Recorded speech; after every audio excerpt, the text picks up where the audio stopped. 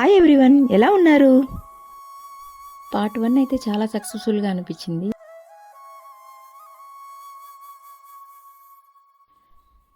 మీకు నేను పార్ట్ 1లో తిరుపతిలో 3 డేస్ గురించి చెప్పాను కదా. పార్ట్ 2లో రిమైనింగ్ 4 డేస్ విశేషాలు కూడా మీతో నేను షేర్ చేసుకుంటాను. మనం చాలామంది తిరుపతి నుంచి తిరుమలకి వెళ్ళేటప్పుడు రూట్లో ఏమేమి చూస్తాము, ఆ చెట్లు, ఆ కొండలు, అవి వాచ్ చేస్తూ ఉంటాము. కానీ మాకు ఈసారి డ్రైవర్ మాకు తిరుపతికి నుంచి తిరుమలకి వెళ్ళే రూట్లో మేము తిరుమలకి రీచ్ కాకముందే శ్రీవారి రూపాన్ని అండ్ గరుడదేవ రూపాన్ని మేము కొండ రూపంలో చూడగలిగాము. మీరు కూడా చూడండి, కొంచెం కొంచెం మరి జూమ్ అవుట్లోనే చూపిస్తున్నాను.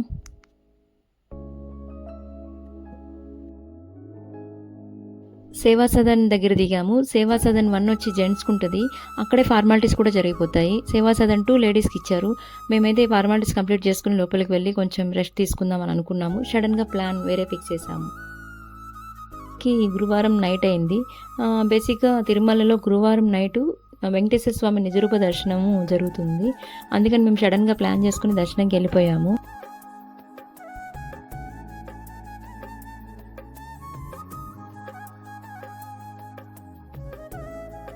డే 4 స్టార్ట్ అయింది. మేము సేవకు వెళ్ళే ముందు వెంగమాంబ అన్నప్రసాద కేంద్రంలో టిఫిన్ చేయడానికి వెళ్ళాము. నేను అక్కడైతే ఒక పెయింట్ వాచ్ చేశాను. ఆ పెయింట్ చాలామంది చూస్తే అదేదో పెయింట్ బొమ్మ ఏదో అనుకుంటారు, బట్ దాని వెనకాల పెద్ద పెద్ద స్టోరీ ఉంది. మీరు శేషాచలం కొండలని విని ఉంటారు కదా. ఆ అడవిలో 5 పుణ్యక్షేత్రాలు ఉంటాయి. ఆ 5 పుణ్యక్షేత్రాలు రిప్రజెంటే ఈ పెయింట్. మనం యోగులు ఎలా రిప్రజెంట్ చేశారు తెలుసా? ఆదిశేషుడు పడగెత్తుతున్నట్టు ఆయన శరీరం అలా ఉండి ఆ తోక చివరి వరకు అలా ఉన్నట్టు అలా రిప్రజెంట్ చేశారు. ఆ పడగ కింద ఉండదే వెంకటాచలం. వెంకటాచలం అంటే తిరుపతి. ఆ చివర కింద ఉన్నది శ్రీశైలం. మధ్యలో ఉన్నవి 3 పుణ్యక్షేత్రాలు. అవి వచ్చేసి త్రిపురాంతర క్షేత్రం, మహానంది, అహోబిలం. ఈ 5 పుణ్యక్షేత్రాలు రిప్రజెంటే ఈ పెయింట్. మనం ఆల్రెడీ డే 4లో ఉన్నాము. డే 4లో మాకు జీడిపప్పు సేవ పడింది. జీడిపప్పు సేవని వెళ్ళడానికి 8 to 12 మాకు టైమింగ్ కేటాయించారు. మేము మార్నింగ్ వెంగమాంబ సన్నిధిలో టిఫిన్ చేసుకొని జీడిపప్పు సేవకి వెళ్ళాము. జీడిపప్పు సేవ అంటే ఏంటంటే, మనము స్వామివారి ప్రసాదం చేస్తాం కదా, లడ్డు ఇస్తాం కదా అందరికీ. ఆ లడ్డులో జీడిపప్పు కనిపిస్తుంది కదా, ఆ జీడిపప్పును మనం కటింగ్ చేయడం ఉంటుంది ఇట్లా పీసెస్గా. ఆ సేవ అనమాట. జీడిపప్పు సేవ త్వరగా ముగిసింది కదా అని మేము టైం వేస్ట్ చేయకుండా జపాలికి ప్లాన్ చేసాము అదే రోజు ఆఫ్టర్నూన్. మామూలుగా జపాలి అనగా 108 తీర్థాల్లో కొలువున్న ఒకటైన తీర్థం జపాలి తీర్థం. నేను జపాలిలో కొంచెం ఇన్ఫర్మేషన్ గ్యాదర్ చేశాను. అక్కడ ఒక మహర్షి సీరియస్గా ఆంజనేయ స్వామి దీక్ష చేశారంట. ఒక రాతి మీద ఆంజనేయ స్వామి ఆ మహర్షికి ప్రత్యక్షమయ్యాడంట. అక్కడ చాలా రాతులు ఉన్నాయి అండ్ అడవి ప్రాంతం చాలా అట్లా అమానుషంగా ఉంటుంది, చాలా డీసెంట్గా అనిపిస్తుంది. ఎక్కడైతే ఆంజనేయ స్వామి తనకి ప్రత్యక్షమయ్యాడో ఆ రాతి మీద ఆంజనేయ స్వామి రూపం ఏర్పాటు చేయబడింది. ఆ రూపమే ఇప్పుడు జపాలిలో ఉన్న ఆంజనేయ స్వామి దేవాలయం. ఇక్కడ ఇంకో విషయం మనం గమనించాలి. ఆంజనేయ స్వామి బ్యాక్ సైడ్ 2 జలపాతాలు ఉంటాయి. ఆ 2 జలపాతాలు కలిపి ఆంజనేయ స్వామి టెంపుల్ ముందర ఒక కొలను ఉంటుంది. ఆ కొలనే రామకుంటం అంటారంట. ఆ రామకుంటంలో సీతాదేవి స్నానం చేసిందని కూడా అంటారు. ఇక్కడైతే నాకు డౌట్ వచ్చింది. రాముడు, సీత, ఆంజనేయ స్వామి, వెంకటేశ్వర స్వామి వీళ్ళందరూ ఒక యుగం నాటి వాళ్ళు కాదు కదా, మళ్ళీ ఈ కాన్సెప్ట్ ఏంటి అనేసి నేను ఇంకా దాన్ని సెర్చ్ చేస్తే చాలా చాలా స్టోరీ తెలుసుకోవాల్సి వస్తుంది. ఆ స్టోరీ అంతా నేను ఇందులో చెప్పలేను. నేను ఒక 2 wordsలో చెప్తాను. రాముడు, సీత, ఆంజనేయ స్వామి త్రేతాయుగం వాళ్ళు. కలియుగం వెంకటేశ్వర స్వామి అని అంటారు కదా, ఆయన స్వయంభువుడు, అందుకే ఆయన యుగానికి చెందినవాడు అనమాట. ఇక్కడ ఏంటంటే, రాముడు సీత దండకారణ్యంలో ఉన్నప్పుడు తిరుమలకు వచ్చారంట. తిరుమలకు వచ్చినప్పుడు ఈ జపాలిలో ఉండే రామకుంటంలో సీతాదేవి స్నానం చేసిందని, ఆ నీళ్లు మన పైన చల్లుకుంటే ఆరోగ్యం బాగుంటుంది, ఆంజనేయ స్వామి మనతోనే ఉన్నాడని ఒక ఫీలింగ్ అయితే ఉంటుందని ఇక్కడ వాళ్ళు చెప్తున్నారు. డే 5 స్టార్ట్ అయింది. డే 5 అంటే ఈ జన్మలో నేను మర్చిపోలేని రోజు అని చెప్పుకోవచ్చు. ఎందుకంటే మాకు స్వామివారి సన్నిధిలో సేవ పడింది. అసలు ఈ సేవ అవి ఎలా డిక్లేర్ చేస్తారనేది నేను మీకు టైం ఉంటే ఎండ్ ఆఫ్ ద వీడియోలో చెప్తాను, లేదంటే నేను తర్వాత షేర్ చేసుకుంటాను. ఎందుకంటే నాకు ఉన్న టైమే లిమిటెడ్గా. సో మేమైతే ఏమైతే అనుభవం చేశామో అవి మీకు షేర్ చేసుకోవడానికి నాకు ఒక 10 minutes కూడా సరిపోవట్లేదు. అందరము రెడీ అయిపోయి స్వామివారి సన్నిధికి వెళ్ళిపోయాము. ఫోన్స్ ఎలాగా ఏమి అలౌ లేదు. ఫోన్స్ కాదు, అదొక ఏమంటారు, ఒక స్ట్రిక్ట్లీ కొన్ని రూల్స్ ఉంటాయి. ఒక డ్రెస్సింగు, ఆ మెథడాలజీ అంతా ఫాలో అవుతారు వాళ్ళు. ఆ స్టెప్ బై స్టెప్ అంతా వెరిఫికేషన్ చేసిన తర్వాత మనకి స్వామివారి సన్నిధికి నెంబర్స్ రాసి పంపిస్తారు. అంటే మనం స్వామివారి సన్నిధిలో ఎక్కడెక్కడ నిలబడుకోవాలి, ఏంటి, ఏమేమి సేవ చేయాలి అనేసి. అక్కడ అందరూ ఎవరైతే గ్రూప్స్ ఉంటారు కదా, సేవకులందరినీ కూర్చోపెట్టారు. పోలీస్ సిబ్బంది వాళ్ళు వాళ్ళ రూల్స్ చెప్పారు. భక్తుల్ని ఎక్కువ ఇబ్బంది పెట్టకూడదు, అందరినీ తోయకూడదు అని చెప్పి వాళ్ళు రూల్స్ చెప్పి అక్కడ సిబ్బంది కొన్ని స్లిప్స్ తెచ్చారండి. ఆ స్లిప్స్ వచ్చేసి ప్రతి ఒక్క గ్రూప్కి ఒక 4 ఉంటుంది. ఆ 4 స్లిప్స్ వచ్చి స్వామివారి సన్నిధిలో పడతాయి. మిగతా అందరినీ బయట నిలబెట్టుకోమంటారు. నాకు వచ్చేసరికి బ్లూ స్లిప్ ఇచ్చారండి. బ్లూ స్లిప్పే కదా అని చెప్పి నేను క్యాజువల్గా తీసుకున్నాను. బట్ నా చేతిలో ఉండే బ్లూ స్లిప్ చూసి అందరూ ఓకే, అదృష్టం నీకు, లక్కీ అంటుంటే నాకు అర్థం కాలేదు దాని వెనకాల ఎంత స్టోరీ ఉందనేసి. ఆ బ్లూ స్లిప్ ఏంటో తెలుసా, స్వామివారి సన్నిధిలో డైరెక్ట్గా స్వామివారి ఎదురుగా పడిందనమాట. అంటే మనం ఇంకా 4 అవర్స్ ఏదైతే సేవలో ఉంటామో 4 అవర్స్ డైరెక్ట్గా మనం స్వామివారిని చూస్తూనే సేవ చేయొచ్చు. నేను లోపలికి వెళ్ళిన తర్వాత అక్కడ ఒక పూజారి నన్ను తీసుకెళ్ళి ఒక లైన్లో నిలబెట్టాడు. ఆ లైన్ దగ్గర నిలబడుకుంటే అంటే స్టిల్ నాకు ఇప్పుడు ఇట్లా కళ్ళనీళ్ళు వస్తున్నాయి. ఎందుకంటే మనం చూస్తున్నాము, ఎన్నో సంవత్సరాల నుంచి ప్లాన్ చేసుకుంటూ ఉంటాం తిరుమలకి వెళ్ళాలి అని. ఎంత వెళ్ళినా కూడా ఆ లైన్లో మ్యాక్స్ 1 మినిట్ మనం మనం సహకరిస్తే కూడా 1 మినిట్ కంటే ఎక్కువ చూడలేము. అలాంటిది నేను 4 అవర్స్ దేవుణ్ణి కంటి నిండా చూసుకుంటూ ఉన్నా అంటే గోవిందా అంటే నాకు ఇప్పుడు కూడా ఆ ఫీల్, నేను మీతో చెప్పేటప్పుడు కూడా నాకు ఇట్లా గూస్ బంప్స్ వస్తున్నాయి. అది ఆ ఫీల్ చెప్తే కాదండి, అది నిజంగా ఆ సేవకులు అదృష్టం అని చెప్పుకోవాలి. నాకు డే 5లోనే చాలా ఫీలింగ్స్ ఉన్నాయి చెప్పుకోవడానికి. ఎందుకంటే గుళ్ళో నేను 2-3 గమనించాను. ఆ 2-3 కూడా మీతో నేను షేర్ చేసుకుంటాను బై ఎండ్ ఆఫ్ ద వీడియోలో. ఎందుకంటే చాలామంది మీరు నెక్స్ట్ టైం వెళ్ళినప్పుడు చూడండి, నేను ఏవైతే 2-3 చెప్తానో అవి మీరు ఖచ్చితంగా వాచ్ చేసి ఆ ఫీల్ అనుభవించరండి. తిరుమలలో చాలా ఉన్నాయి మనకి తెలియని అని మీకు చెప్పా కదా, అందులో ఒక 2-3 మీతో షేర్ చేసుకుంటాను. అవైతే మీరు ఖచ్చితంగా పాటించండి నెక్స్ట్ టైం వెళ్ళినప్పుడు.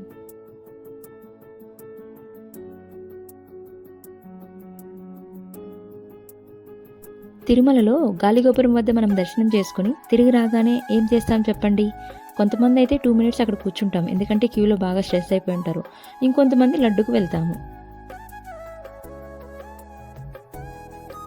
ఈ హడావిడిలో మనం కొన్ని అద్భుతాలు మిస్ అవుతాము. నేను ఇప్పుడు మీలో చాలామందికి తెలియదని అనుకుంటున్నాను. నేను ఇప్పుడు చెప్పాను అనుకో, వెంటనే తిరుమలకి వెళ్ళి రావాలనిపిస్తుంది. స్వామివారి ఉండి గురించి చెప్తాను. మీరు అనుకోవచ్చు ఉండిలో ఏం రహస్యం ఉంది అనేసి. మనలో చాలామందికి ఉండి ఎందుకు అంత ఇరుకిరుగ్గా పెడతారు, ఆరుబయట ఎక్కడైనా పెట్టొచ్చు కదా అని డౌట్ రావచ్చు. మీరు ఇంకొకటి కూడా గమనించండి, మనం వెళ్ళిన ప్రతిసారి ఉత్సవ విగ్రహాలు అండ్ కొత్తగా కొన్ని ఉండీలు ఏర్పాటు చేసి ఉంటాయి. వాటి ప్లేసెస్ చేంజ్ అవుతూ ఉంటాయి.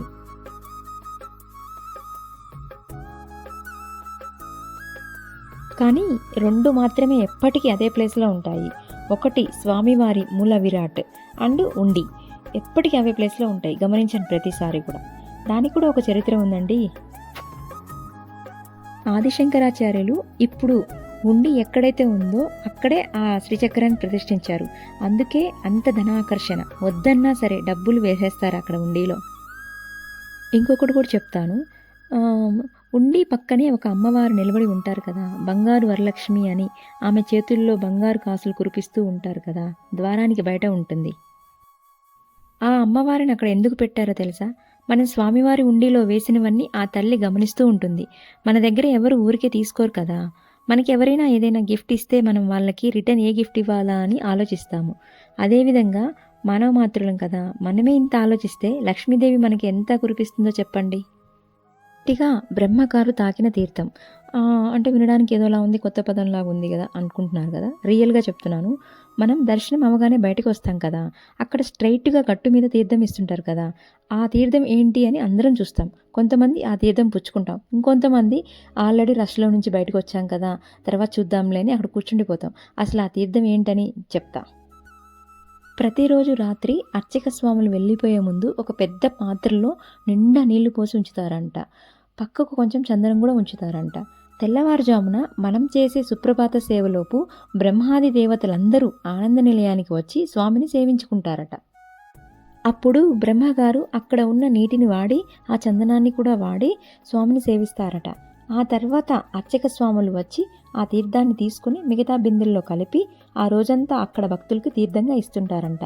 అదే మనం తీసుకోబోయే తీర్థం, బ్రహ్మ తాకిన తీర్థం. సో బ్రహ్మంగారు సాక్షాత్తుగా ఆ చేతితో తాకారు కాబట్టి దానికి ఆ పేరు వచ్చింది. ఎంత అదృష్టం ఉండాలండి ఆ తీర్థం తీసుకోవాలంటే. కాబట్టి ఎవ్వరూ కూడా ఆ తీర్థాన్ని మిస్ చేసుకోకండి. డే 6 స్టార్ట్ అయింది. మాకు డే 6లో శ్రీవారి పూలసేవ పడింది. పూలసేవకి మాకు టైం ఉంది కదా అని మేము వరాహస్వామి టెంపుల్కి వెళ్దామని ఎర్లీ మార్నింగ్ 5కి లేచి రెడీ అయ్యి వరాహస్వామి టెంపుల్కి వచ్చాము. తిరుమలలో వరాహస్వామి దేవాలయానికి ఒక ప్రత్యేకత ఉంది. వెంకటేశ్వర స్వామి చెప్పారట, వరాహస్వామి దర్శనం చేసుకోకుండా నా దర్శనం చేసుకుంటే ఆ ఫలితం మీకు లభించదు అని.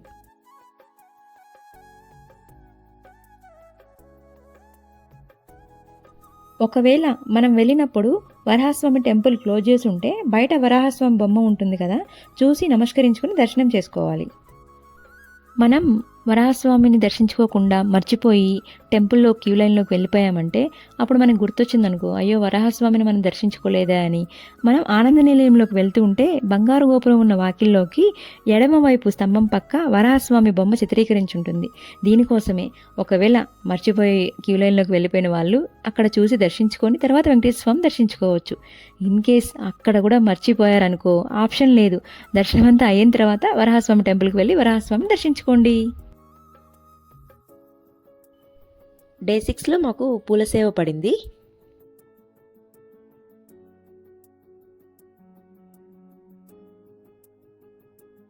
అందరం సేవా సదన్కి వెళ్ళిపోయి రెడీ అయిపోయి ఉద్యానవనం సేవకి పూలతోటకి వెళ్ళిపోయాము. ఉద్యానవన సేవ అంటే తిరుమలలో పూసే ప్రతి పువ్వు శ్రీవారి పూజకు, శ్రీవారి పాదసేవకు ఉపయోగించాలని అనుకుంటారు. పూలన్నీ మనం చెట్ల నుంచి సేకరించి అక్కడ కొన్ని బుట్టల్లో నింపి ఆ పూల బుట్టల్ని మనం శ్రీవారి సేవా కార్యక్రమాలకు ఉపయోగిస్తూ ఉంటాము. మేము శ్రీవారి పూలంగి సేవ త్వరగా ముగించుకున్నాము. మొదటిగా మేము తిరుపతికి సేవకు వచ్చినప్పుడు తిరుపతిలో 3 డేస్ సేవా కార్యక్రమాలని మీకు పార్ట్ 1లో నేను చెప్పేశాను కదా. తిరుపతిలో 3 డేస్ సేవ అయిపోగానే మేము వెంటనే బస్ ఎక్కేసి తిరుమల సేవా సదన్కి వచ్చేసాము. అప్పుడు కొంతమంది నడుద్దామని మొక్కుకున్నారు. సో మాకు టైం లేక మేము డైరెక్ట్ బస్కి వచ్చేసాము. ఎలాగో 6 డేస్ సేవ కంప్లీట్ అయింది కదా అని మేము తొందరగా ఆ రోజు సేవ ముగించుకొని కింద శ్రీవారి పాదాల దగ్గరికి బస్సులో వెళ్ళిపోయి శ్రీవారి పాదాల దగ్గర నుంచి నడక స్టార్ట్ చేశాము. మీకు స్టార్టింగ్లో తిరుపతి నుంచి తిరుమలకి రాగానే నైట్ దర్శనంకి వెళ్ళామని చెప్పాం కదా, అది గురువారము. తిరుమలలో గురువారం నిజరూప దర్శనం జరుగుతుంది. నిజరూప దర్శనం అంటే ఏంటంటే శుక్రవారం అభిషేకం ముందు బంగారు పాద కవచాలను తీసి స్నానపీఠపై ఉంచి ఆకాశగంగ తీర్థ జలాలతో స్వామివారిని అభిషేకిస్తారు. అభిషేకం తర్వాత నిజపాద దర్శనంగా భక్తులకు అర్జిత సేవ అనే దర్శనం అనుమతిస్తారు. ఒకరోజు మాత్రమే ఈ నిజరూప దర్శనం ఇస్తారు, అది కూడా గురువారం రోజు మాత్రమే. భక్తులందరికీ ఆ భాగ్యం కూడా లభిస్తుంది. అలాంటి భాగ్యం మాకు కూడా లభించింది. అలా అందరం నడుస్తూ ఆ ఉన్న కొద్ది సమయాన్ని కూడా శ్రీవారి భజన చేస్తూ చకచక అందరం ఎక్కేసాము. అదే రోజు మేము నడిచినందుకు మాకు దర్శనం టికెట్స్ కూడా ఇచ్చారు. మాకు ఫ్రీ దర్శనం ఉందని చెప్పి మేము దర్శనంకి కూడా వెళ్ళిపోయాము. మిడ్నైట్ 2 అయిపోయింది మేము దర్శనం అయ్యేసరికి. దర్శనం క్లోజ్ చేసుకుని మేము సేవా సదన్కి వెళ్ళిపోయాము. డే 7 స్టార్ట్ అయింది.